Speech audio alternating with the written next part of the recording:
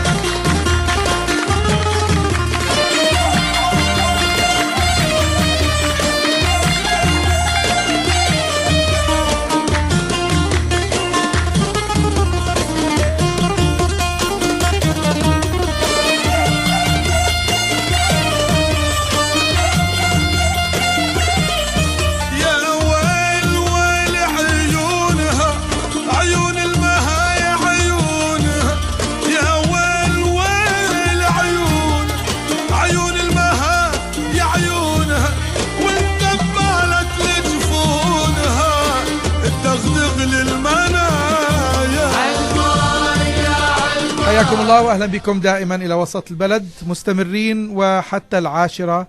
وحديثنا اليوم زي ما وعدناكم في بداية الحديث، قلنا وتسألنا قديش كنا نايمين غافلين ضايعين وبعرفش وين كاينين عن المي اللي بتمشي من تحتنا واحنا مش حاسين، او المي اللي بتنسرق من تحتنا واحنا مش حاسين. وطلعت كثيرة، طلعت المياه المسروقة أكثر بكثير من المياه المشروبة أو المياه الموزعة. وبيجي مواطن بسيط في أي حي من أحياء عمان بيقول لك يا دكتور احكوا لنا الإخوان في المياه أو مياهنا، إلنا شهر ونص ما أجتنا المي. في واحد بيربد اليوم إله سنة و8 أشهر ما أجته المي، بس في واحد بيبيع باليوم 4000 دينار و3000 دينار مي. دكتور حازم الناصر وزير المياه، صباح الخير. صباح الخير دكتور. شو أخبارك؟ الحمد لله، الله يبارك فيك. نبدأ بالمعكوس، بدي أبدأ بالشقلوب. قديش تعرضت لهجوم، لضغط، لاتصالات، لواسطات، لتدخلات في موقفك من تطبيق قانون المياه؟ والله يعني تعرضت لكثير من القضايا، لكن النتيجة هي المهمة. نعم. أننا يعني في نهاية المطاف عم بنحقق إصلاحات كبيرة في هذا الموضوع، إما من حيث إحكام السيطرة على هذا الانفلات فيما يخص الاعتداء على مصادر المياه، أو التشريعات القانونية التي أقرها مجلس النواب مؤخرا والتي أضافت عقوبات كبيرة على من يعتدي على مياه الأردنيين، أو الإجراءات الإدارية التي قامت بها الحكومة بموجب قرارات مجلس الوزراء بالتعاون مع الوزارات المختلفة من نعم. وزارة العمل إلى وزارة الزراعة إلى وزارة المالية إلى الضريبة إلى كل الجهات المعنية بهذا الموضوع. أنا بعتقد أن النتائج كانت مهمة جدا في هذا الموضوع. أهم القانون زي ما بنحكي دائما دكتور تطبيق القانون. نعم. قديش اتطبق، بنسبة قديش اتطبق، وعلى هل على الكل؟ هل لسه احنا في ناس مش قادرين نطبق عليهم او يعني مأجلين خايفين؟ يعني بصراحة خليني أحكي لك عن القضايا اللي كانت في ضمن أحكام القانون السابق لسلطة المياه قبل القانون المعدل. كان هنالك 4 قضايا رئيسية كبيرة كما ذكرت دكتور في بداية حديثك. نعم. كانت الاعتداء على خطوط رئيسية من ناقل المياه القادم من الجنوب إلى عمان. هذه القضايا 4 حقق المدعي العام حاليا في 3 منها، وواحدة يتم إحالتها كجريمة اقتصادية. نعم. والغرامات التي وضعتها سلطة المياه على هذه القضية هي بحدود 1,800,000 دينار أردني. نعم. فيما يخص التطبيق إن شاء الله أنه جاري الآن. يعني إذا سمحت لي دقيقة أرجوك تفضل. يعني وزارة المياه والري والحكومة، لأن هذا الملف ملف حكومي بالمناسبة وليس ملف وزير المياه. وزير المياه بيطبق. إحنا بنهيب المواطنين أنه من اعتدى سابقا ومن حفر بئرا مخالفا ومن اعتدى، أنا بسميها اعتداء مياه الأردنيين، لأن المياه ليس ملكا لوزارة المياه والري. هذه المياه هذه هي مياه الأردنيين. طبعا. من اعتدى على مياه الأردنيين الآن لديه فرصة أن يوقف هذا الاعتداء، وهي يعني مناشدة رجاء للإخوان المواطنين أن من لديه مخالفة أن يصحح هذه المخالفة وأن يمتنع عن الاعتداء على المياه، لأن وزارة المياه والري لا ترغب بأن تضع أي مواطن أردني بالسجن وتحرجه أمام أهله وأمام عائلته وأمام قرايبه. وإحنا مجتمع صغير على فكرة، ما فيش عندنا شيء مخبأ، يعني اللي بينسجن ببين بعد بيوم إنه انسجن. وليش انسجن حازم الناصر مثلا؟ معروف انسجن لأنه سرق مية. قصة بتصير. أنا بدي أسأل أنا سؤال. بهيب بالمواطنين إنه فعلا اللي عنده شغلة غلط يفكها ويرتاح منها، لأنه يعني جايينك ما فيش نقاش، ما في نقاش. طيب. في هذا الموضوع دكتور، قبل ما نبدأ ناخذ اتصالات المواطنين، لأنه أنا أردت بهذا الحوار وكنت بحكي للأخ عمر سلامة إنه الحوار يكون من الناس إلك ومنك للناس. نعم. أكثر ما إحنا نكون بالنص. أنت إلى أي مدى، وأنت رجل يعني خبير في الموضوع المائي، صرت سنين وما شاء الله عليك، قديش تفاجأت؟ أعطيني قصة تفاجأت فيها، يعني واحد بيبيع برقم ما شاء يعني شيء يعني احكي لي قصة من القصص الطريفة والمبكية في آن واحد فيما يتعلق بسارقي المياه بصراحة. يعني أنا تركت هاي الوزارة بعام 2005، وكان يعني هنالك ضبط وربط، وأنا أعتقد أنه هذا الموضوع مشي كما هو مخطط له لغاية بدايات الربيع العربي. بدايات الربيع العربي كما تعلم فهم من مجموعة لا بأس بها من الناس، إنه تمرد على كل القوانين طبعا، كان من داخل الأردن أو خارج الأردن، هو تمرد على الدولة وعلى هيبة الدولة، وإنه إذا في أي مكتسبات شخصية بقدر أحققها أنا كمواطن بأسرع وقت ممكن فليش لا. وأنا بعتقد أنه الضرر اللي أصاب الأردن في موضوع المياه والكهرباء والاعتداء على الأراضي وقطع الأشجار خلال تلك الفترة هو ضرر كبير بالمناسبة، ويحتاج إلى سنوات لإعادته إلى الوضع الطبيعي. أنا فوجئت في يعني بعض المواطنين، مواطن مثلا وهو يعني المفروض أنه يكون ذو سمعة جيدة بالوطن، عنده مثلا 6 آبار مخالفة. 6 ما شاء الله. قديش كان يبيع باليوم تقريبا، أو قيمة ما تقديراتكم؟ بيبيع وبزرع وإلى آخره، وبيجي عندي ويقول لي يا عمي أنا بدي أرخص هاي الآبار. أقول له يا عمي أنت اعتديت على القانون، أنت اعتديت على مياه الأردنيين، إحنا موقوف رخص الآبار لهذه الأغراض منذ عام 92. نعم. فأنت اعتديت على القانون يعني جهارا فعلا نهارا. في ناس كانوا يبيعوا بالألفات يوميا. طبعا في ناس كان يبيع لمؤسسات مهمة من مياه يعني مسروقة اللي هي مياه سلطة مياه. لكن الحمد لله احنا لدينا الآن في واحد زارع بطاطا سيدي، واحد زارع بطاطا وواحد زارع أشجار وواحد بيبيع وإلى آخره. لكن الحمد لله الآن هذا الموضوع قيد السيطرة. شكلنا في وزارة المياه والري وحدة أمنية متكاملة، نتعاون مع الجهات الأمنية، مع مديرية الأمن العام، قوات الدرك، مع المحافظين، مع المتصرفين. نعم. يعني حقيقة الآن أصبح العمل مؤسسي، وإن شاء الله أنه نحصل على نتائج. فيما يخص الاعتداءات أخي هاني، الاعتداءات كبيرة تحتاج إلى وقت كبير لإعادتها إلى مسارها الطبيعي ونسبها المعقول، والناس يقتنعوا أنه القانون مظل فوق الكل. كلمة أخيرة معلش أنا بقاطعك. لا راسي بالعكس، يعني أنا كمان إحنا وزارة المياه والري قد ما يكون عندنا معلومات عن من يقوم بالاعتداء على مصادر المياه، معلوماتنا تبقى قليلة ومحدودة ضمن الإمكانيات التي لدينا. أنا يعني بترجى إخواننا المواطنين أن من لديه معلومة حتى ولو عن أخوه، حتى ولو عن أبوه، أنه يقوم بالاعتداء على مصادر المياه، بس يبلغ سلطة نعم. المياه حتى يعني إحقاقا للحق. طيب سيدي، بس بعد إذنك الهيدفونز إذا واشرب قهوة، إحنا براحتنا يعني ما فيش مشكلة. ومنير صباح الخير. صباح الخير سيد هاني. منير لحظة بس مع الوزير يحط الهيدفونز بسمعك. ويلا تفضل سؤالك للوزير. صباح الخير سيادة الوزير. يا هلا بيك. صباحك وانوار النبي. يا هلا صباح سيادة الوزير، في شكوى بس في سكن كريم عندنا منطقة ابو علندة. نعم. المي صار لها 3 أسابيع ما بتيجي عندنا، بيحكوا لنا في عطل فيها، فبنحكي معهم مع الشكاوي، كل ما نحكي معهم يطلعين لك كادر وصيانة، ونفس الموضوع اليوم وبكره وبعد نفس الموضوع، ما في حدا وصلنا. طيب شكرا. مش عارف شو المشكلة عندهم. لا المشكلة أنا بقول لك يا أخي منير، أولا أنا رح أتابع لك إياها، بس إحنا ضمن المشاريع المصاحبة لمشروع جار مياه الديسي في عندنا مشروع على خزان أبو علندة بنقوم بتركيب محابس وفالفات مشان إيصال المياه إلى محافظة الزرقاء من الديسي. نعم. ويحدث بين فترة وأخرى انقطاع لهذه المياه بسبب أعمال التركيب لهذه اللوازم الجديدة لهذا المشروع. لكن بوعدك أني أنا أتابعها ونشوف شو الموضوع، وإذا هذا الموضوع رح يطول رح إن شاء الله أمنكم مياه بالتنكات. طيب شكرا. وإحنا نفتح خطوطنا الآن لا للاتصالات، احكوا بما شئتم حديثكم مباشر لمعالي وزير المياه الدكتور حازم الناصر في كل القضايا المتعلقة بالمياه، انقطاعات، احنا يعني موسم الصيف بدأ ورمضان يعني أيضا المطالب بتصير أكثر، بس الحديث عن موضوع قانون المياه. دكتور احكي لي أولا، بدي أطمن على امبارح، يعني سعدت بلقائك وانت رايح تزور بمعية رئيس وزراء بالوكالة وبعض زملائك من الوزراء الشباب اللي انصابوا في حادث مياه هنا. احكي لي أول إيش طمنا. لا الحمد لله، يعني واحد من الشباب إصابته بليغة لأنه إجت الطلقة في ركبته وعملت تهتك في العظام وقد يحتاج إلى علاج خارج البلاد. الشاب الآخر الحمد لله أموره عم تتحسن، ولكن ما زالوا الزملاء الاثنين موجودين في مستشفى الأردن. القصة وما فيها أنه هؤلاء الشباب ومعهم فرقة متكاملة من حوالي 6 أو 8 أشخاص يقومون باستبدال إحدى المحابس مقابل المستشفى الاستشاري. نعم.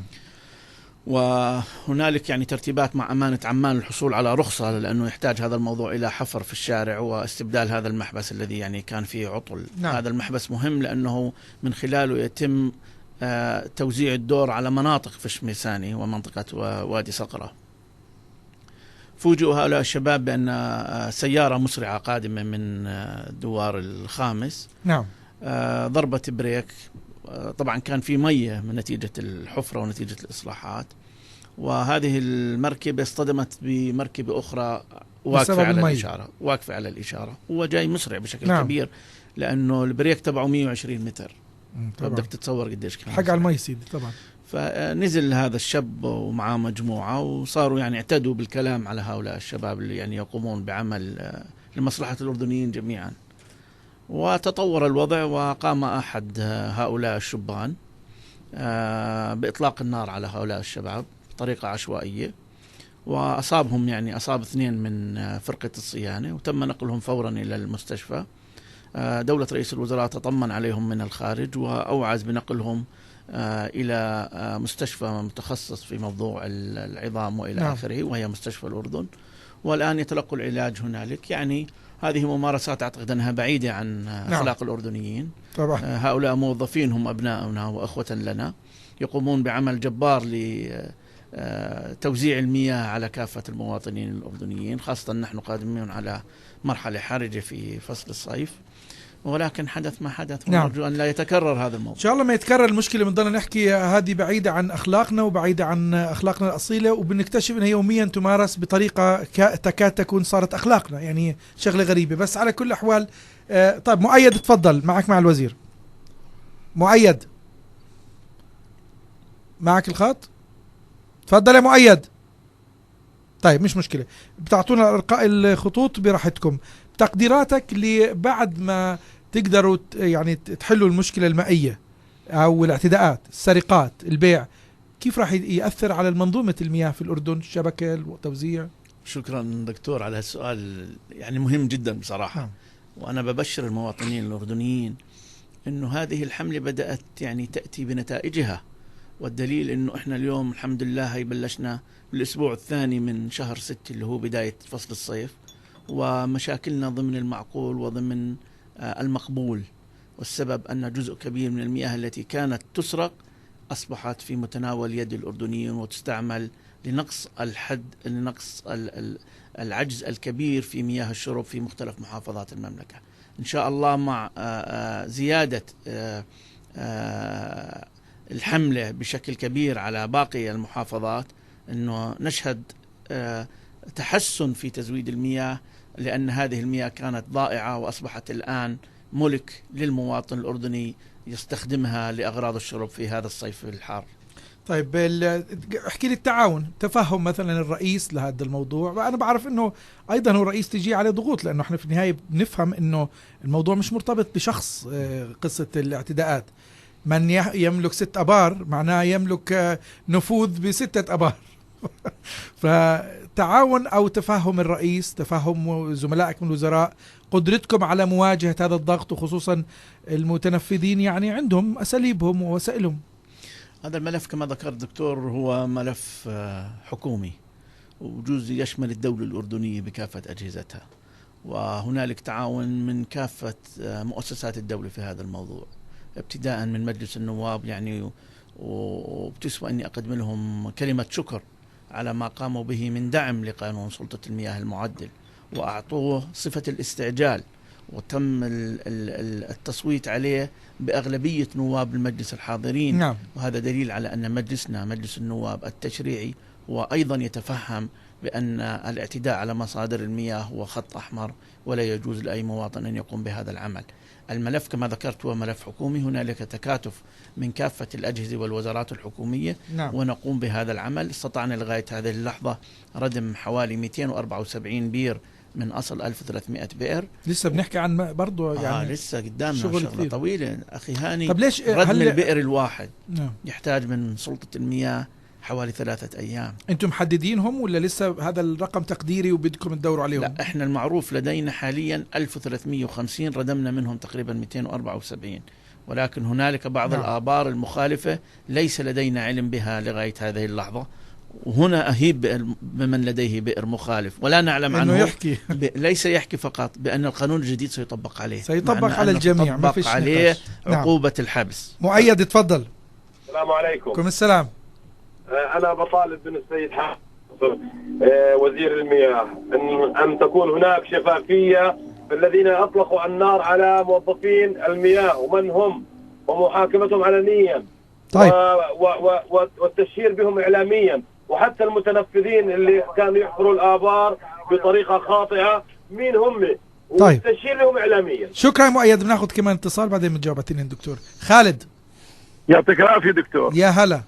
تحياتي لك ولمعالي الوزير. اهلا. الله يبارك فيك دكتور. انا من سكان، احنا كنا من سكان عوجان الغربي. السنه الماضيه كنا نموت عشان تجينا المي. هسه لما صارت المي متوفره وتجينا دائما، الخزانات لما بتمتلئ بالمي بتضلها تكب بالشوارع، انه الناس هاي ما بتركب عوامات لخزاناتها. طيب. لانه يشوفوا لهم حل، ليش ما يكون في غرامه او مخالفه للناس هاي اللي بتكب المي على الشوارع هيك مشروع. طيب شكرا. مشروع عوامل لكل مواطن. تفضل دكتور. أنا أبدأ من الأخ الحكى بآخر واحد الأخير. طيب. وحقيقة يعني لواء رصيف ومدينة الزرقاء كانت تعاني من مشكلة مياه كبيرة، والحمد لله من بدايات الصيف الماضي قمنا بإجراءات إدارية وفنية كبيرة، والوضع المائي تحسن بشكل كبير بمحافظة الزرقاء. لكن النقطة اللي أثارها الأخ المواطن هي جديرة بالاهتمام. نعم. بأن هذه المياه شحيحة وثمينة وعزيزة علينا، وتكلف الدولة الأردنية مبالغ مالية كبيرة وطائلة. الدولة الأردنية تدعم فاتورة كل مواطن أردني بقيمة 50% من هذه الفاتورة. نعم. بمعنى أن إذا أنت فاتورتك 100 دينار، الحكومة الأردنية تقوم بدعم هذه الفاتورة ب50 دينار. وبالتالي هذه المياه عزيزة وشحيحة ونادرة وغير موجودة. يعني بنهيب بالإخوان المواطنين أن من لديه خزان للمياه وهذه العوامة لا تعمل أو معطلة أن يقوم بإصلاحها بأسرع وقت ممكن. وبالمناسبة اللي عوامته معطلة العداد بعد عليه وهو يدفع ثمن هذه المياه. هذه المياه لها ثمن وتسجل على المواطن الذي يعني ترك خزان المياه يسيل هذه المياه بدون رقيب أو حسيب. طيب مين معكم؟ طيب الإجابة على السؤال الأول، موضوع الشفافية اللي حكى عنها الأخ. موضوع الشفافية الآن القضية هي موجودة لدى الأمن العام الشرطة، والمدعي العام يحقق في القضية، ونحن يعني حقيقة مطمئنين على ما تقوم به هذه الأجهزة من إجراءات. وحسب ما علمت من معالي وزير الداخلية بأن 2 من المعتديين من أصل 3 تم إلقاء القبض عليهم. نعم. من قبل الأجهزة الأمنية. دكتور جميل تفضل. صباح الخير، يعطيكم العافية. بنصبح على معالي وبنقول له الله يعطيه العافية. بس بدنا نسأل بالنسبة للشخص المطلق النار على الموظفين، في مسكوا واحد منهم، الثاني شو صار معه؟ يعني يا دكتور جميل سماوي قرابتك سيدي. أهلين دكتور. هم 2 ألقوا القبض القوات الأمن على 2 من أصل 3، وواحد ما زال فار حسب ما علمت. ولكن نعم. يعني اللي فهمناه من الإخوان في مديرية الأمن العام بأن الإجراءات يعني حازمة، وإن شاء الله بالقريب العاجل سيكون في يد العدالة. وضح يا دكتور معليك ودكتور هاني، يعني هاي ظاهرة الاعتداء على المسؤولين مرفوضة، سواء مسؤولين أو موظفين. اعتداء على الموظف العام جريمة يعاقب عليها القانون بظرف مشدد. هذا الحكي لازم يتوقف بغض النظر وين بيعمل الموظف لازم نحترم صلاحيات الموظف ونحترم قيامه بتطبيق القانون والإجراءات. بس السكوت عن الاعتداء على الموظف هذه جريمة أكبر. ما مش معقول يعني، لازم ينمسك. مع انه انا بحيي جهود مديريه الامن العام وقوات الدرك والاجهزه الامنيه اللي عم تضبط مطلوبين وكذا، لازم هذا الشخص يكون نمبر 1 على القائمه مشان نضبطه، مشان يكون عبره لمن اعتبر. نعم. وعبره لمن لا يعتبر كمان. شكرا دكتور جميل. واضح الملاحظه. يعني انا بحس انه لما موظف بالمياه او بالكهرباء او بالاوقاف او وين ما كان او بالتربيه يتم الاعتداء عليه، والوزير تبعه او الرئيس تبعه ما بوقف معه، انا يعني كيف بدي اشتغل؟ كيف بدي ادي؟ وطول النهار عم يقول وقل اعملوا، اخدم بلدك، اخدم وطنك. لا الحمد لله، يعني الحكومه وقفت وقفه جاده ومسؤوله، وهذا يعني واجبنا بشكل كبير مع موظفي شركة مياه هنا، وسنقدم لهم كل الدعم اللازم فيما يخص التحقيق في القضية. يعني بأكد لك أنه هذا الموضوع متابع من عدة وزراء من مجلس الوزراء لتحقيق العدالة في هذا الموضوع. نعم. لأن هذه القضية تهم كافة الأردنيين. أمل تفضلي.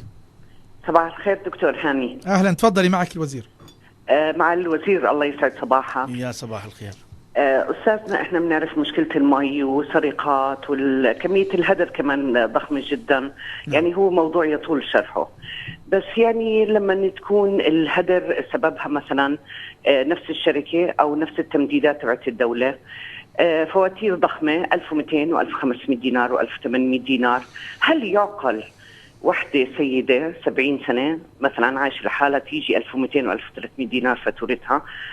أنا فاتورتي 200، بعرفش ليش، مش مشكلة أنا بالنسبة لل200. فبالنسبة نعم. للقضايا هاي مع الوزير. تفضل. شكرا يا أمل. تفضل دكتور. يعني 200 دينار بصراحة مش فاتورة كبيرة، مش كبيرة، خاصة في منطقة عمان وبعد وصول مياه الديسي. الناس تعودت قبل على انقطاع المياه، وبالتالي الاستهلاك كان خفيف بشكل كبير. نعم. لما نقول 200 دينار يعني ب3 أشهر، أولا تقريبا نصفهم هي صرف صحي.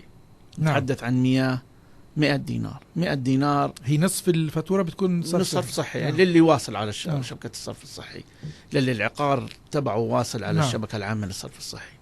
100 دينار في 3 أشهر، يعني باليوم تقريبا دينار مياه. نعم. يعني أنا بصراحة مش شايفها كبيرة لدينار. يعني أكثر شخص بنذكر اسمه بالبرنامج هو زلمتكم عمر سلامة دكتور، بسبب مشاكل المياه والانقطاع وهي عمر سلامة حتى فكروا ما هو سرجي من كثر ما بنخليه يوصل.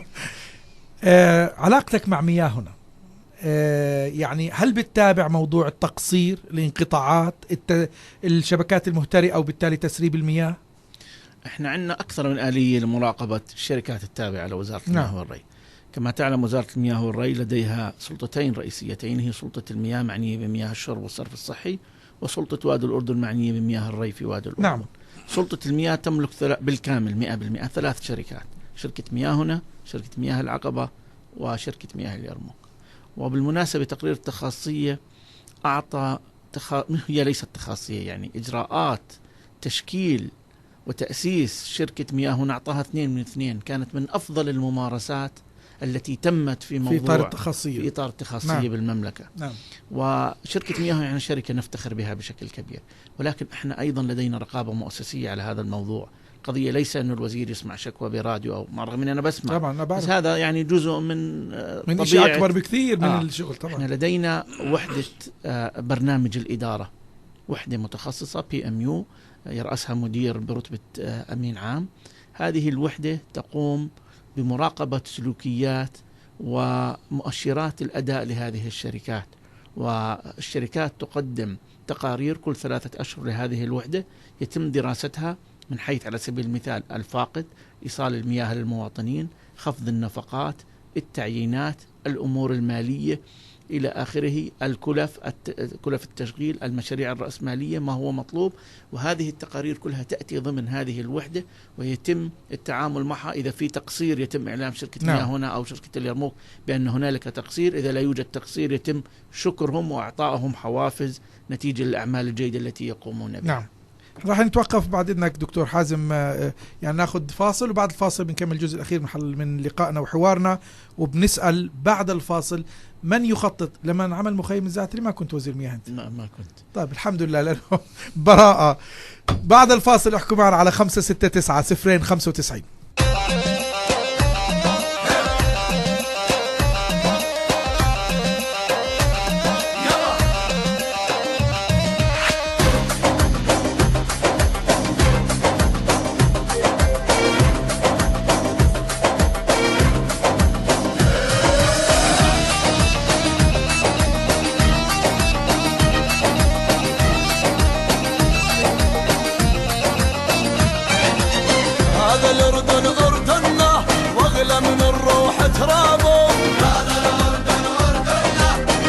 حياكم الله واهلا بكم. عودة الى وسط البلد ومستمرين في حوارنا مع الدكتور حازم الناصر وزير المياه والري. وخلينا ناخذ اتصال اول شيء معيد، بعدين بنكمل اسئلتنا. معيد تفضل. مرحبا يا اخوي. مرحبا دكتور. يا هلا. كيف حالك؟ ان شاء الله مبسوط. الحمد لله. الله يا حبيبي انا لي سنه بحكي ما خليت محطة تلفزيونية إخبارية اللي حكي. ليش؟ تفضل يا معيد. حبيبي قديش بعيدين إحنا عن وادي السير والبيادر، من عند مدرسة الصناعة الوكالة لآخر أبو السوس. إحنا ساكنين في إسكان الأمانة. إسكان الأمانة. منطقة عمرها 15 سنة وكلها فلل. طيب مش واصل المي؟ ما في تصريف صحي. بنحفر جورة، حفرنا جورة، جارنا اللي بنا تحتنا هزكها ونزلت عليه، جاب لنا الشرطة للدار. طيب معيد وصلت خلص الملاحظة، وصلت بجاوبك عليها الدكتور، بس بناخذ كمان دكتور وائل تفضل. يعطيكم العافية. يا هلا. والله أنا بدي المضبوط أحييك وأحيي معالي الوزير العامل النشيط. الله يبارك فيك. وبحب بس أكد على نفس الموضوع اللي حكته الأخت هلا في منطقة بيادر وادي السير أبو السوس، في مشكلة حقيقية في موضوع التصريف الصحي. نعم. وإحنا بدنا نحس الوزير الحقيقة بالإضافة لنشاطه وعمله إنه في مناطق لها أولوية. صحيح. طيب شكرا يا دكتور وائل. وصلت. تفضل بالملاحظتين نفسها. على موضوع صرف صحي، هو صرف صحي المناطق الواقعة أسفل وادي السير وناعور. نعم. هذا المشروع تستغرب دكتور هاني، عملت له التصاميم وجبت له التمويل بعام 2004. نعم. وباشرت سلطة المياه بالأعمال مشان تنفيذ هذا المشروع، وكان موقع المحطة بالقرب من سد الكفرين. كون نعم. المياه المعالجة تنزل إلى السد ويتم استخدامها بعد الخلط لأغراض الزراعة المقيدة. نعم.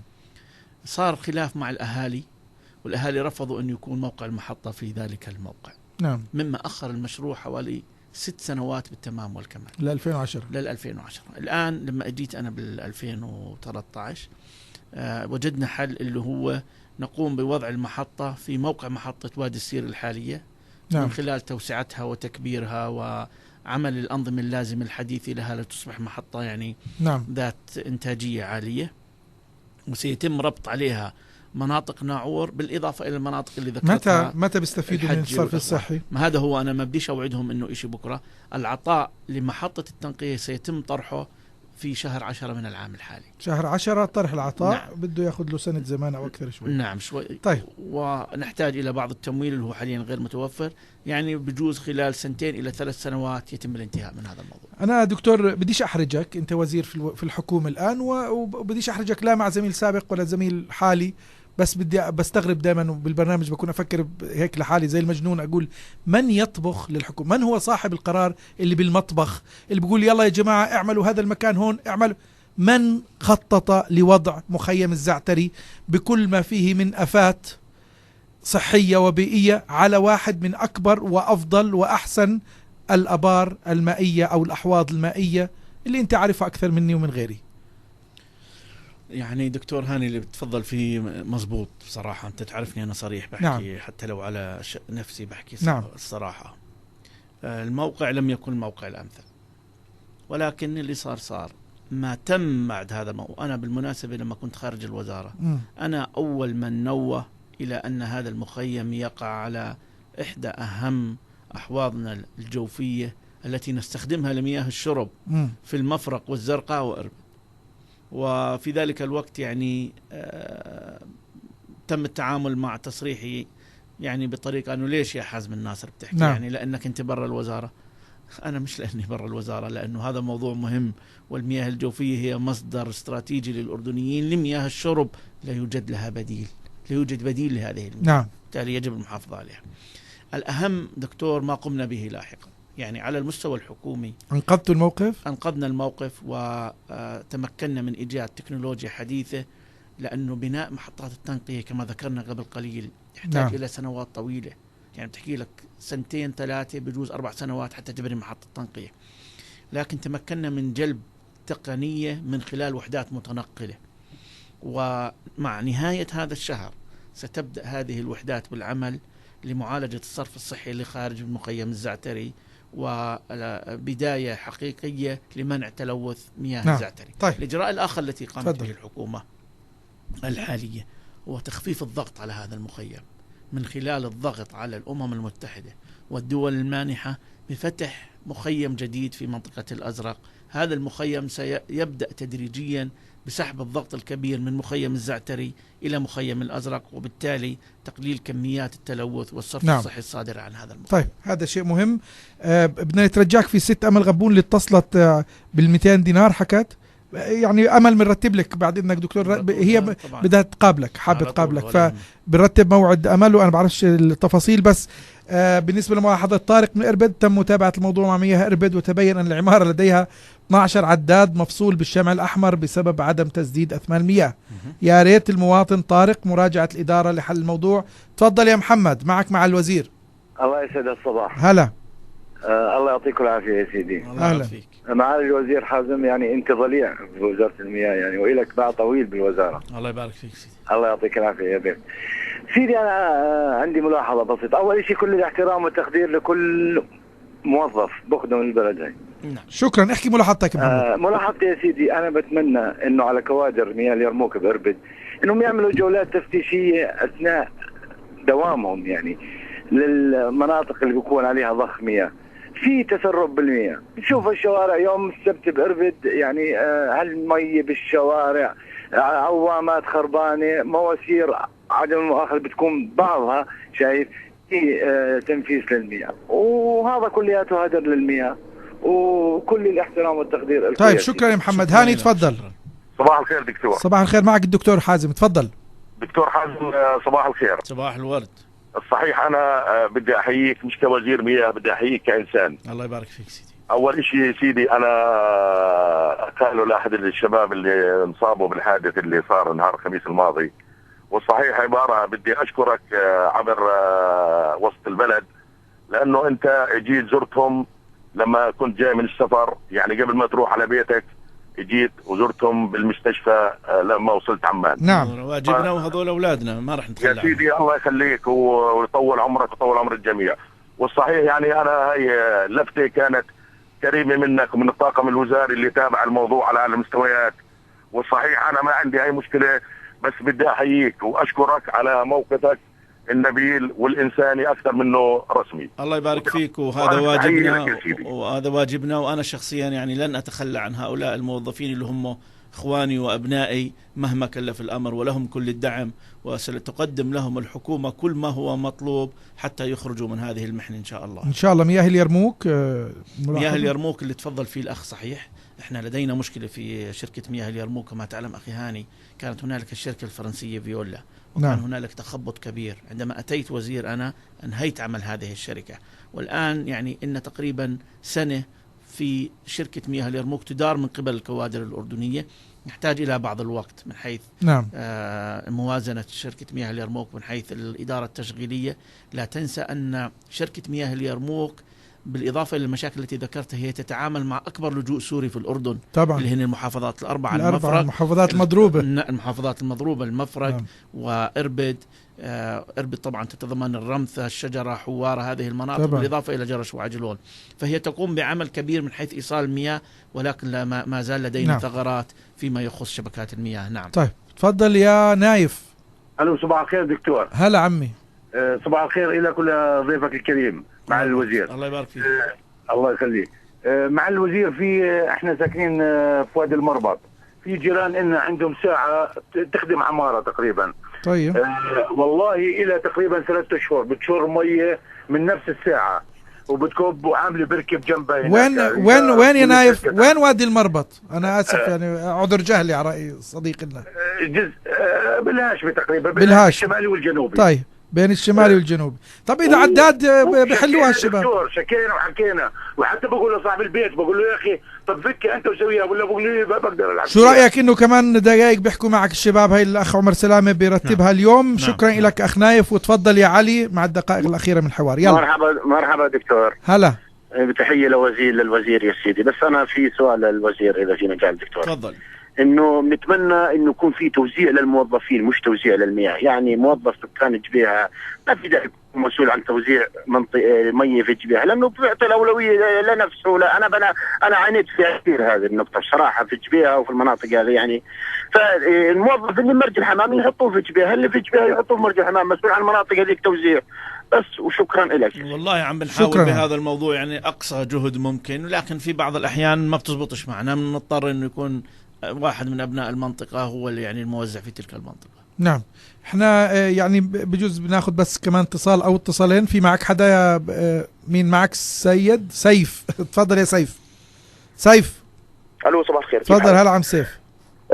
أنا حابب أشكرك على البرنامج، حابب أحيي معالي الوزير، بس أنا بدي أسأل سؤال صغير يعني بصفتي مواطن، بجوز ما أكون ساكن في تلك المنطقة، بس الآن السؤال اللي بدي أسأله، هل من المعقول إنه وزير عامل يحكي إنه والله لما اجى مخيم الزعتري ونحط على اكبر حوض مائي في الاردن اللي صار؟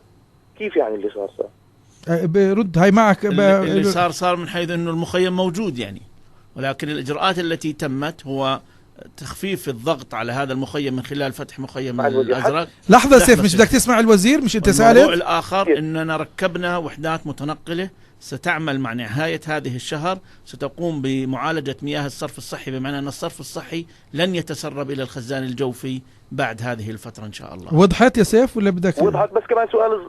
تفضل.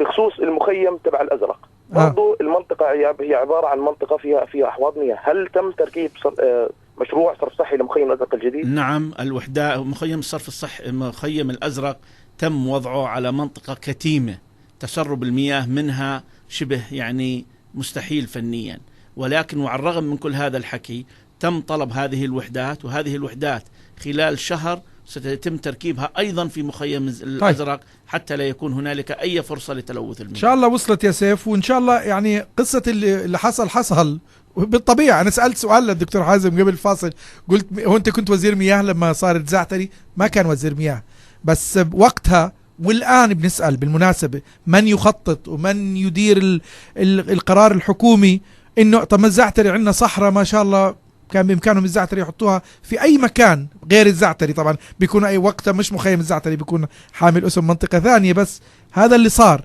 علينا معالجة الأمر زي ما حكى الدكتور حازم ناصر. أخيرا احنا بنطلق حملة أو بنكمل حملة أطلقت إلى علاقة بالأخلاق العامة، وإنه علينا أن نغير سلوكياتنا، او على الاقل مش نغير، نرجع لسلوكياتنا الحقيقيه الاصيله، الاخلاق اللي تبعتنا اللي بنعرفها ابائنا وجدودنا وهالفلاحين. صحيح. هل انت متفائل انه الناس يتعظوا من تطبيق العقوبات وتغليظ العقوبات اللي صارت، وانه فعلا خلص نرجع اعتداء على المياه لا اعتداء بعد اليوم؟ انا متفائل بصراحه بهذا الموضوع، لانه عم بشوف ردة الفعل بعد إقرار القانون. هنالك كثير من المواطنين يقومون بمراجعة سلطة المياه في محاولة لإصلاح أوضاعهم من حيث أنهم الاعتداء على خطوط المياه أو الآبار، وأنا متفائل جدا. ولكن الأهم من هذا وذاك أننا يعني في وزارة المياه والري مصممون على تنفيذ هذا القانون لحماية مياه الأردنيين لنا وللأجيال القادمة. إن شاء الله يكون تفاؤل الدكتور حازم الناصر في مكانه ونشوفه على الأرض، لأنه وأنا واحد من الناس المتفائلين دائما إنه على الأقل إحنا ما بنجيب شيء جديد من مكان بعيد، إحنا بنرجع لأصل أخلاقنا زي ما إحنا أصلا هيك ببساطة. قبل ما نشكر الدكتور حازم الناصر وزير المياه شكر البالغ، بدنا نقول لكم إنه إحنا والله بألف خير إذا رجعنا لأخلاقنا الأصيلة، إحنا بألف خير إذا رجعنا لفكرة انه احنا اسرة واحدة في بلد يجب علينا ان نخدمه، وانه على الاقل كلنا نتساعد على كشف بير محفور بالغلط او بالكذب او بالسرقة. من اللي حوالينا، ونخرج من قصة انه ما هي مال الحكومة حلال. انت بتعرف في ناس بيحللوا هذا الموضوع. لا، هذا مش مال الحكومة، هذا مال الأردنيين، مال المواطنين. ما حدا بيقدر يحلل ولا يحرم. ببساطة اطمئنوا على شباب مياهنا اللي انطخوا، واطمئنوا لأنه في ناس شغالين لأنهم يكشفوا الحقيقة وإنهم يتابعوا. منهم طبعا هذا الرجل اسمه حازم الناصر، وفي ناس طيبين ورائعين ومحترمين كثير زي حازم الناصر. بدي أشكركم، أشكر متابعتكم. تحياتي دكتور، وإنتوا بكل الجمال بكل الروعة اللي دائما بتتحفونا فيها. بحييكم وبنشوفكم بكرة على خير في حلقة أخرى من وسط البلد مع هاني البدري. أنا هاني البدري، أحييكم إلى اللقاء.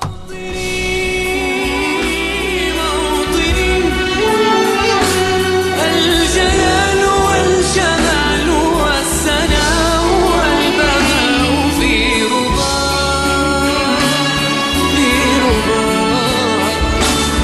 والحياة والنجاة والهناء والرجاء في هواه، في هواه. هل